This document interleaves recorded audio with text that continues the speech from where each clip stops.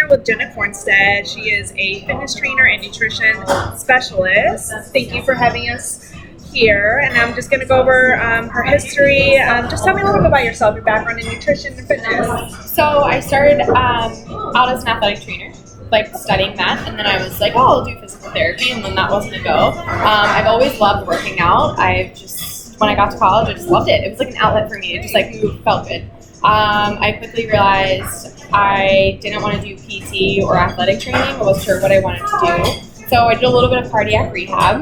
That was fun. It was fine. I learned a lot, but it was a little too slow for me. So it wasn't going to work. So I did corporate wellness for a while, working with employees, one-on-one nutrition coaching, teaching them how to work out, writing programs for them, getting them moving during the day, and would get to run around their desk and be like, hey, everyone, let's go. Yeah, it was fun. And then I quickly realized after doing that, I was like, okay, this is fine, but it's not challenging. I'm kind of at a desk, and I wanted to be up and going. So that's when I got into training. So at this point, I've been training for about 5 years. I got my bachelor's from Westchester University in exercise science, and then I had my minor in nutrition.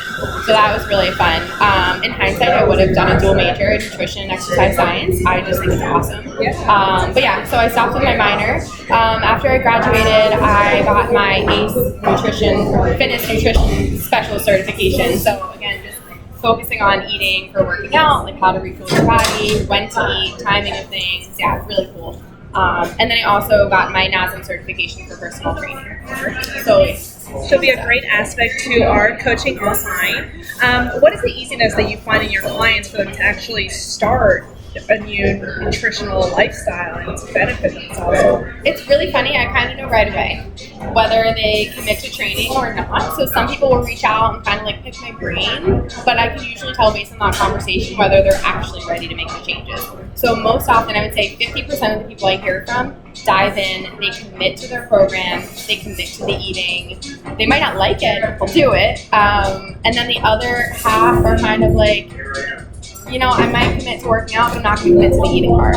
I've had clients tell me I'm here to be able to eat what I want to eat and not feel guilty about it. I have a different client who committed and just like never looked back. Like she did her workouts. Like she was my first client ever. I've had her for 4 years. So for her, it was doing her workout several times a week, streamlined eating. I mean, to this day, she still tracks her calories, which might be a little bit much, but if it works for her, that's fine. So some people will commit right away, and some people it takes them a while.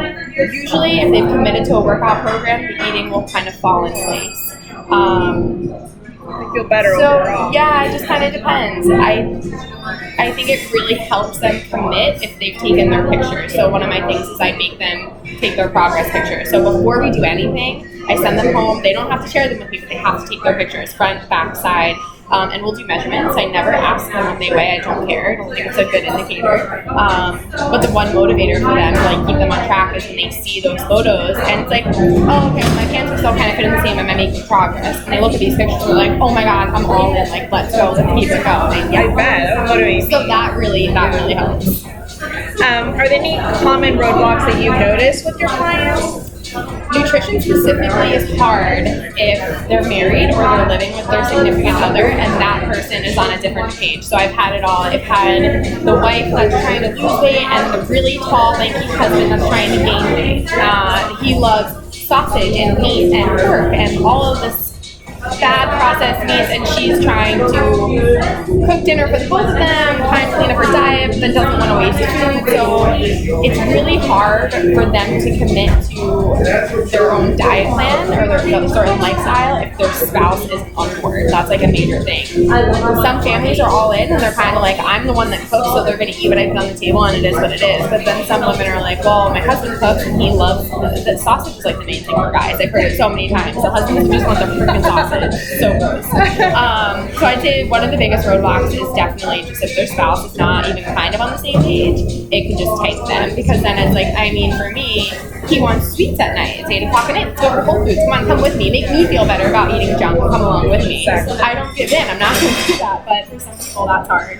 I would say the other roadblock is when people do not want to take their pictures. So I have a client who refused to take her picture. She didn't want to do it. And now I have to be her motivator because she feels like she hasn't made progress. I see it. She's made so much progress. I mean, inches off of her weight. She's lost so much. But she can't see that because we're our own worst critic. And basically for her, it's like, well, I still hate my body, so have I made any progress?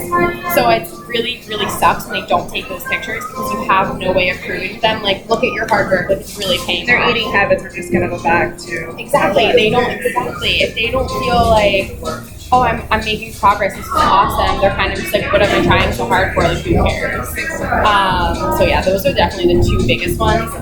I honestly can't think of anything else that's an issue. Yeah. All right, I would have never thought of that. And amongst your experience, your overall improvement, is there anyone that you can pinpoint and think like, wow, you know, they started with like high cholesterol and diabetes and through nutrition and fitness, their life has just like turned around? Have you experienced that? So one of my clients came to me after, I want to say she was 8 months out from a bad car accident. So she got hit really hard from behind, really messed up her back, so much physical therapy. And when she got her, I guess, money from the accident, she was like, you know what, I'm going to commit to my health and physically, like, I'm going to build up my strength, I want to get better. She feels that if she were in better shape when the accident happened, she wouldn't have had such a hard recovery, which is totally true. I mean, we'll get into the benefits of working out, but I mean, yeah, so she has, again, we don't do weight. I don't know how many pounds she's lost, but her pictures, she's just lost so much weight. Her eating is so much better. She committed to keto with her boyfriend. The boyfriend wanted to lose weight and wanted to do keto, so she did it.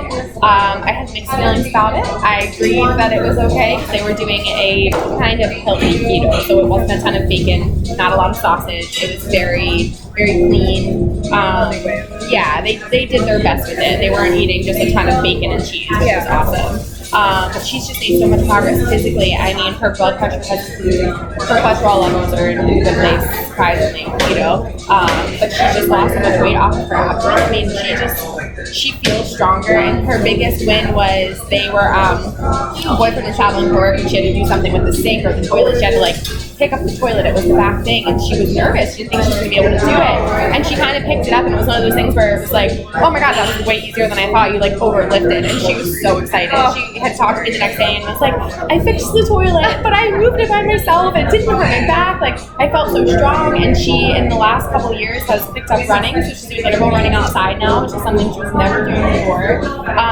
She's very conscious of her eating. She's drinking far less sugary beverages. I mean, she was going to Chick-fil-A and she would get a large lemonade or like an iced tea or their iced coffee or their milkshake, and then she'd stop at Starbucks. She's on the road a lot, so she's constantly driving. So when she needs to go to the bathroom, if she stops somewhere, she's like, well, I should buy something, right? So a lot of frappuccinos, but I mean, the transformation in the last year alone has been phenomenal. We're not doing sugary beverages anymore, and it's not like she cut it out. She's just kind of learned, like, that's not the best thing for my body. I need better fuel than that, and I think the other thing too is her energy is up. She's drinking more water. She's just all around. That's a lot. Like, people just don't know. They don't know what to eat. They don't know how can I improve this. I think how, like, for example, with her the sugary beverages, I don't think she realized, one, how much sugar she was intaking in a day, and then two, like, what that does to you, like, energy-wise. I mean, it's just sugar. It just turns to fat. It just sits there. And, it's not like she was chugging a Frappuccino and sprinting 10 miles, It's like, I'm drinking this Frappuccino, I'm going to sit in my car and drive for the next hour. Yeah.